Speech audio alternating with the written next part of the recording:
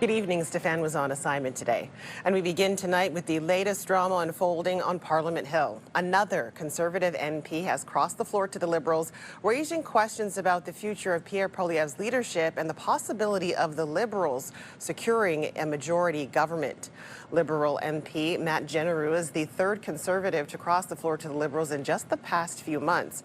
Jeneroux met with Prime Minister Carney in Edmonton today. A few months ago, Jeneroux said he was leaving politics and resigning as an MP. Carney says the longtime MP brings a lot to the table. Matt brings a wealth of experience, despite his young demeanor. He brings a wealth of experience. First became a member of the Legislative Assembly here in Alberta in 2012. Yeah, and then elected 4 consecutive times as an MP. I had announced my resignation back in November, largely due to family reasons, but quite simply couldn't sit on the sidelines after seeing what the Prime Minister was, the ambitious agenda he was undertaking across the country and across the world. Jeneroux joins Chris d'Entremont, who crossed in November, and Michael Ma, who joined the Liberals in December. Conservative leader Pierre Poilievre posted a statement on social media writing, Mark Carney is trying to seize a costly liberal majority government that Canadians voted against in the last election through dirty backroom deals. Matt Jeneroux has betrayed the people of Edmonton Riverbend, who voted for affordable food and homes, safe streets, and a strong resource sector. And with today's floor crossings, the Liberals are still 3 seats shy of a majority. This is following the resignations of Bill Blair and Chrystia Freeland, and the Supreme Court overturning the results of the last federal election in the Terrebonne riding, where the Liberal MP won by just 1 vote. Those seats will be decided by by-elections in the coming months. All right, we'll take our first check of the weather. That's a look at the National Gallery on Sussex Drive. And you can see the lantern is lit up blue there. We'll take a quick look at what's happening through our Centennial Glass Skycam. -6 here in Ottawa right now. We'll check in with CTV's Jackie Paris for our first check on the forecast. Jackie. Well, it was a spring-like day here in the capital, and we're likely to have another fair weather day, at least for our Thursday, with the mix of sun and cloud moving in. And taking a closer look at these temperatures, well, tomorrow morning waking up around -7 degrees, sunny skies. We're going to get warmer to about -1, so we aren't going to quite touch the freezing mark, but we are getting those sunny skies. Keep in mind, though, by the time Friday rolls around, we will likely see some snow moving in. We'll have these details and more for you in just a bit. Kimberley. Thank you, Jackie. 10 people in 2 corporations are facing charges after police busted an illegal after-hours bar just outside the Byward Market. An investigation began last September after complaints about an establishment on Rideau Street near Dalhousie. According to the police, the investigation also involved Bylaw, Ottawa Fire, and the Alcohol and Gaming Commission of Ontario. After multiple interviews with witnesses, extensive video analysis, and search warrants, police say investigators determined the bar was illegally serving alcohol and operating a shisha lounge. 11 other suspects have yet to be identified. Well, the pitch to ban red turns at red lights at all downtown intersections is not getting the green light from city staff, who warn the move could cause more safety and traffic issues. CTV's Dave Charbonneau has more.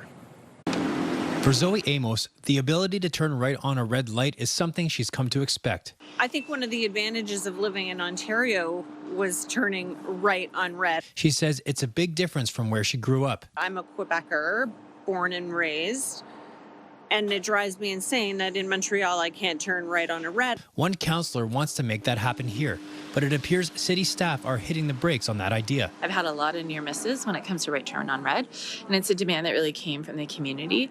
I think the frustration is that a lot of our road and traffic laws are designed to maximize the flow of traffic, of car traffic, and they're not necessarily focused on pedestrian safety. Ariel Troster asked city staff to look at banning rights on red at all downtown intersections. But the head of Public Works says that could create potential safety impacts and traffic congestion. Another councillor agrees with that. It actually creates a queuing situation where people typically would be able to make that right-hand turn safely after coming to a full stop. Now they actually will line up, and it actually forces people to speed through where it makes it far more dangerous actually for pedestrians that have the light. Drivers have mixed opinions on the idea. This is a danger zone, so I drive, but this is a mess of a place to drive. Turning right on a red, that's the least of my worries. I don't think that's right. I mean, we should be able to have freedom to drive the way we want to drive. Turning right on red is already banned at some Ottawa intersections. I totally respect and understand. Like, one of the things they've done to try to alleviate that is at the bridge, the Pretoria Bridge. Yeah. Turning right now, like, is really complicated. It's very safe compared to how it was. That was a really dangerous spot. People are going to be doing it out of habit and being ticketed. But a full ban would mean a major adjustment for drivers like Amos. I guess I'd have to learn to live with it, and I'd probably avoid the downtown core. Still, Troster says the debate isn't over. They're really stuck in 50s and 60s standards, where the concern is, how can I get that car through the intersection 30 seconds faster? Dave Charbonneau, CTV News. A new high-rise apartment could be coming to the Glebe. Minto is looking to build a 19-story building on Isabella Street, just east of Bank Street, next to the Queensway. The high-rise would have a mix of one studio, 1, 2, and 3-bedroom units. Now, Minto calls the land challenging and says the area is a bleak pedestrian setting with a major arterial road and highway. But the developer says there are opportunities. The city is now reviewing the application.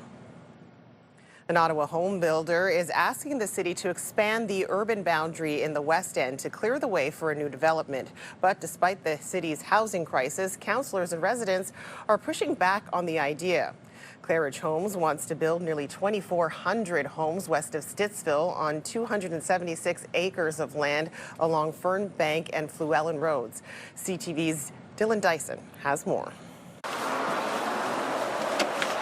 Joni Sabarin has lived on the outskirts of Stittsville for more than 60 years and could one day be surrounded by new build houses. I'm not thrilled about it at all to have all these houses so close. Developer Claridge Homes has submitted a proposal to the City of Ottawa to expand the urban boundary west of Stittsville on Fernbank Road and Fluellen Road to build nearly 2,400 new homes. I find that ridiculous because it's just a small amount of property. Why don't they finish filling up between Stittsville and Kanata and Richmond? Sabarin isn't the only one in opposition. Area Councillor David Brown also doesn't want to see homes built on this land. I'm absolutely opposed to this expansion, not only because I think it's inappropriate for this location. The province has set a goal of building 1.5 million homes by 2032.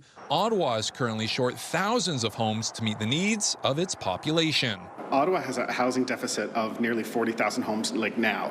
So we could have used 40 more thousand homes being built in the past 10 years to accommodate the population that is in Ottawa today. The city already has enough land for the next 15 years of growth. But some councillors say expanding the urban boundary isn't the way to go, with concerns about the cost to existing residents and the ability to service the area. We already did our infrastructure plan and our transportation plan for the next 5 years.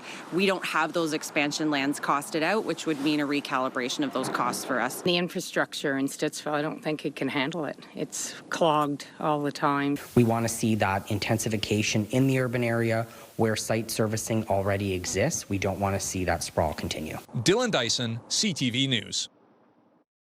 The longtime Eganville leader will continue to publish weekly under new ownership. The 123-year-old Renfrew County newspaper was set to cease publication at the end of the month, but publisher Gerald Tracy says the paper has been sold and will continue to publish under new ownership. The paper is being sold to London Publishing Incorporated from London, Ontario. The leader was founded in 1902 and covers news in the Ottawa Valley. Well, it's officially the Lunar New Year, and here in Ottawa, a local group organized a meetup to usher in the Year of the Horse. Well, that shuffle is the sound of a new round of mahjong about to begin. The classic Chinese tile game is a popular tradition this time of year, shuffling out old energy and welcoming in the luck of the new year. The mahjong club, named Capital Tiles, organized this get-together at Mushu Ice Cream on Wellington Street. I think it's special because Lunar New Year represents family, unity, and everyone together to play mahjong, like such a nostalgic game that we played growing up, like with family or just hearing family play it. It's just really special to us. There's been like a resurgence, especially among young adults, that really crave going out to meet new people because of all the isolation that happened in COVID. So that's kind of why we actually started the club, is to bring people together through this game that is so social and fun and chatty. The group meets up once a month throughout the city, welcoming players of all skill levels and experience. All right, after the break, we'll have an extended look at the forecast and the Canadian men's hockey team looking to advance to the semifinals in Milan. And today's game was a nail-biter against Czechia. Well, skaters are out taking advantage of the mild weather today. The Rideau Canal reopened at 8 o'clock this morning after crews had a chance to smooth out the ice surface. Now, according to the NCC, the ice conditions are good on most of the skateway. However, some sections are listed as fair, and skaters are advised to keep an eye out for cracks and bumps. All right, we'll take another check of the weathers. Now, will the milder temperatures be sticking around? Let's check in again with Jackie Perez with a look at your extended forecast. Jackie. Well, overnight conditions, partly cloudy skies is the anticipated forecast. -7, the overnight lows. We've got those northerly winds still moving in, but tomorrow we are getting to about the freezing mark. Sunny skies is also in store, but tonight's lows really across eastern Ontario, fairly mild for this time of year, sitting around -3, -5 degrees along the Seaway for Kingston and Brockville, -8 in Pembroke as well as Petawawa, and here in Gatineau as well as Ottawa, sitting around -10, -11 degrees. Meanwhile, tomorrow's daytime highs, it's still going to hover around the freezing mark with average temperatures being between 1 degree to 2 degrees here in Ottawa and Gatineau, sitting around the freezing mark, give or take. With that sunshine, it could feel a little bit warmer as well. But again, we did mention by the time Friday rolls in, especially Friday evening, we're going to start to see a weather band move through that is going to bring a wintry mix of rain, freezing rain, perhaps even some light snow. Kingston will likely see this moving through in that evening commute, so keep in mind for this. As we get closer throughout 3 p.m. into Friday midnight hour, it's going to slightly steadily move its way towards Ottawa and Pembroke, so we are anticipating periods of snow moving in. Not much, though. It will clear by the time Saturday, Sunday rolls around. However, we do still have the chance of flurries lingering for our weekend. Daytime high, though, looking pretty nice. A -2 to -4 are the temperatures. Monday, Tuesday, we'll get a bit of a break with those flurries with a mix of sun and cloud. Kimberley. Well, thank you, Jackie. It's day 12 at the Milan Cortina Olympics, and man, it was a nail-biter with the entire country on the edge of their seats earlier today, watching the men's hockey quarterfinal at the Winter Olympics. Now, Canada was facing off against Czechia, and the game was tied at 3 heading into overtime. That's when Mitch Marner scored the game winner. The heart beating the whole time. Oh, a lot going to the semis though, so took off work for a little bit just to come watch this. Unbelievable. I mean, the tension in that overtime was second to none. It shouldn't have gone to overtime, but we will take it. 3-on-3, we got the game. 3-on-3, that's Canada's game. Woo. Middle-aged hearts are, took that one hard. The final score, 4-3 for Canada. The team now advances to the semifinals where they'll face off against Finland. Now, the U.S. will face Slovakia in the other semifinal. They beat Sweden this afternoon in the quarterfinals 2-1, also in overtime. And on the short track, Canada's Stephen Dubois won gold in the men's 500-meter speed skating finals with a time of 40.83 seconds. It's Dubois' second medal of the Games. He previously won silver in the mixed team speed skating relay. And Canada also picked up another bronze on the short track. Canada's Danae Blaise, Kim Boutin, Florence Brunel, and Courtney Saru. They came in third in the women's 3,000-meter speed skating relay. Canada has now won 14 medals at these Olympic Games. And on the curling rink, Ottawa's Rachel Holman and her team improved its playoff chances with an 8-7 victory over Italy. Team Holman has now won 4 straight matches. The team's final round-robin game is tomorrow morning against South Korea. And let's take a look at the Olympic standings. Canada still in 11th place with 4 gold, 4 silver, and 6 bronze medals.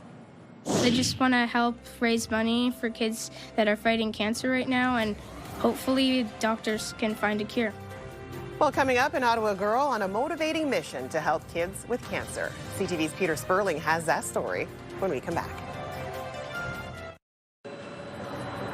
Ottawa travelers will soon be able to fly directly to Newfoundland and Labrador.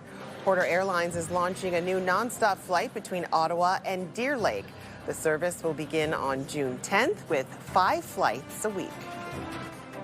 Well, an Ottawa girl, an 11-year-old Ottawa girl, has an ambitious goal. She's trying to raise $50,000 to support children with cancer. And as CTV's Peter Sperling reports, her efforts are inspiring others, even gaining national recognition.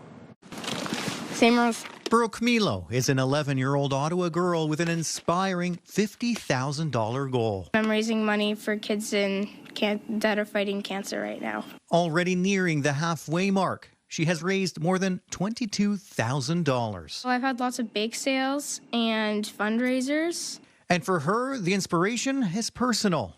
Motivated to give after watching her grandfather donate his hair as part of a fundraiser years ago. Since then, she has donated her hair 3 times. About to here, and then I cut it and it was like to there. She has a new motivation now after learning a classmate was diagnosed with cancer. Well, I was very sad and I wanted to help him. Everyone, please welcome Brooke to the show! The ambitious efforts aren't going unnoticed. She caught the attention of national celebrity Mary Berg, appearing on her TV show, The Good Stuff. Okay, so that is a lot of donation. Her own several minutes of fame, motivating other students and teachers to join the cause. I just think it's a really big accomplishment. She's just a really inspiring person in general, and I love that she's trying to help somebody in our class too. I think it's a wonderful thing. Brooke has proven to be a very authentic person in everything that she does. For Brooke, she has faith that fundraisers can help with a cure. Hopefully, doctors can find a cure for cancer. And those that see her daily say there's no limit to what she can achieve. Not only does she raise all this money for cancer research and for kids with cancer, but she's like a volleyball player, a swimmer, a good student, and she's a kind human. A young girl giving the gift of hope while motivating others along the way. It's honestly very fun to have bake sales and fundraisers, and I feel like that if I keep donating money to cancer, then other people will. Peter Sperling, CTV News. Well, hundreds of people showed up to a job fair in Kanata today. It's a sign of a tough labor market, and it's especially hard for young people. With a high youth unemployment rate, many are already searching for summer jobs. The latest stats show Canada's unemployment rate dropped slightly to 6.5% in January, while the youth unemployment rate was at 12.8%. CTV's Tyler Fleming has more.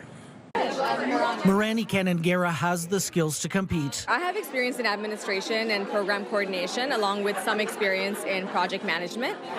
So I am looking for a job that kind of aligns with that. And today she hopes to find that. I got laid off back in October of 2025, and I've been looking for a job since. I have a lot of hope, and it's been looking good.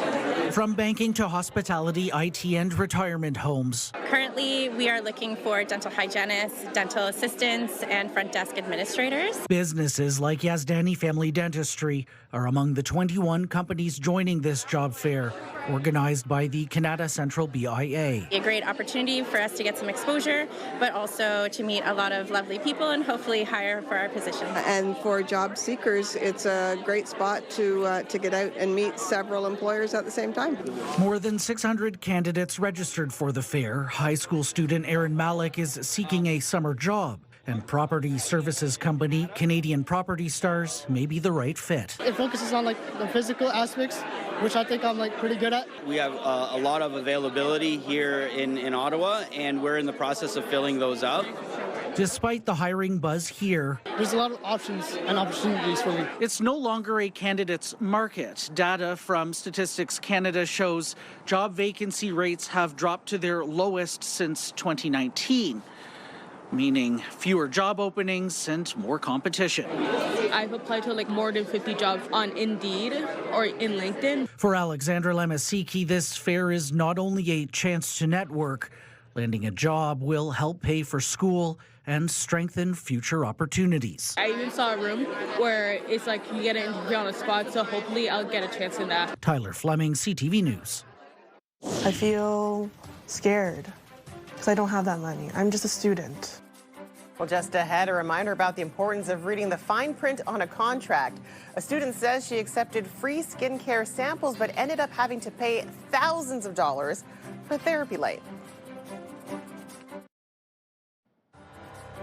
Supporters of the University of Ottawa Heart Institute are helping light the capital red for Heart Month. The Metcalf Hotel by Great Collection believes it is essential to support heart health because the well-being of its guests, team members, and community is at the core of its values. Supporting this initiative also allows the Metcalf to contribute meaningfully to a cause that impacts countless of families across Canada. Well, if you've walked through a mall, you've probably been offered free samples of products to try, but you have to be careful you don't sign contracts for something you may not want or need. CTV's Pat Foran shares the story of a student who ended up purchasing a $14,000 therapy light she couldn't return. Meredith is a student from Mississauga who asked we only use her first name. Last November, she was walking through a mall when she was offered free skincare samples. This one is a skin relaxer cream. She was told she was eligible for a free skin analysis, and during the session, a salesperson used a red light therapy device. And they started putting it on my face without me telling them to. Meredith agreed to pay almost $1,400 for the therapy light, but that was only a down payment. When she got home, she realized she signed a contract to pay a $10,000 loan at 25% interest. With the deposit, it was a commitment of about $14,000. I feel scared because I don't have that money. I'm just a student. Meredith signed the contract with the soap tree. She thought she had a cooling off period where she could return the product if she changed her mind. When she went back to the mall, the store she bought it from was gone. The store is not there. It's completely empty. If someone comes to your home and you sign a contract, there is a 10-day cooling off period where you can change your mind. But if you go to a retail store, the cooling off period does not apply.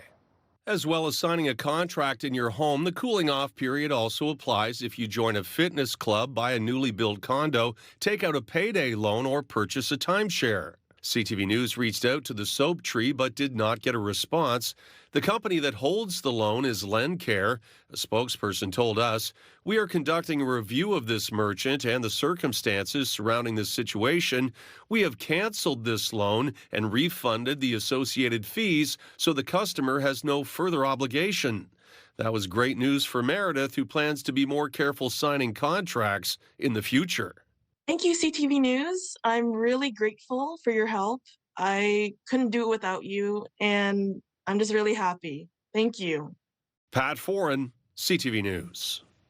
All right, coming up, Jackie, we'll have one more look at the forecast. And a dog goes for gold in Milan. And we'll have more on this Olympic viral moment. That's just ahead. Well, here's another live look through our Centennial Glass sky camera. Still sitting at -6, cloudy conditions here in the capital right now. Jackie Paris, she's standing by with your final check on the weather. Jackie. Well, you may want to catch that sunrise on the Canal tomorrow. If you are, -7 is going to be the conditions at 7 a.m., feeling more like -12. It is going to warm up to, though, about the freezing mark. That's the good news. While we will have that sunshine by the afternoon, we will see an increase in cloudiness. Friday night, we are anticipating some periods of snow moving in. -1 the daytime high. Flurries will linger for Saturday and Sunday, where temperatures will hover between -2 and -4 degrees. Kimberley. All right, thank you, Jackie. Well, finally for us tonight, there was a gatecrasher at the Olympics today who trotted onto the cross-country skiing course. Now, this wolf dog decided to join the action during the women's cross-country team sprint. The unexpected intruder caused the cheering crowd to then howl in delight. And the dog was going for gold. Cameras captured him crossing the finish line. And while he didn't reach the podium, he did appear to have the time of his life. And I watched this earlier today. Hilarious when the dog crossed the finish line. Everybody went crazy. Now, the dog's name is Nazgul, I believe, from when I was reading. And he escaped his enclosure trying to find his owner, who was there watching the game. So that's the reason why the wolf dog was there. Hilarious, but wow, what a story for the Olympics. All right, well, that's CTV News for this Wednesday, February the 18th. For all of us here at CTV News, thank you so much for watching, and I'll see you again tomorrow night. Until then, take care.